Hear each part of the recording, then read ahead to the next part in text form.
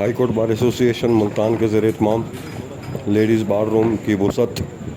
نئے آفس کے قیام، ایگزیکٹو کمیٹی کے دفاتر کے قیام اور دیگر وکلاء کی سہولتوں کے لیے آج کام کا آغاز کر دیا گیا۔ اس موقع پر دعائیہ تقریب منعقد ہوئی۔ دعائیہ تقریب میں صدر ہائی کورٹ بار ملک سجاد حیدر میتلا، سابق صدر ملک حیدر عثمان، جنرل سیکرٹری سید انیس مہدی، لاء آفیسر ملک مسرور حیدر عوان، ملک الطاف فرا، محمد اشرف قریشی کے ساتھ ساتھ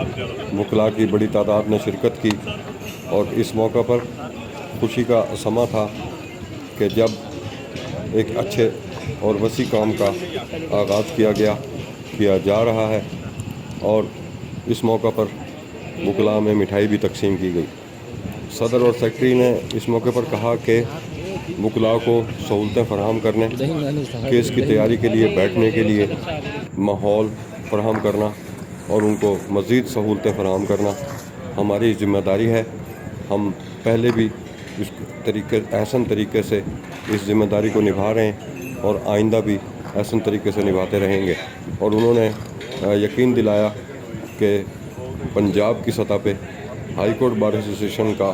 ایگزیکٹو آفیسز، لیڈیز بار روم اور پارکنگ پلازا سمیت دیگر ترقیاتی کام پاکستان بھر میں ایک ماڈل کی حیثیت حاصل کریں گے۔ اور انہوں نے مزید کہا کہ اگر اسی طرح وکلاء کی اور بار کی خدمت کرنے والے لوگوں کو منتخب کیا جاتا رہا تو میں نہیں سمجھتا کہ high court bar association Multan ایک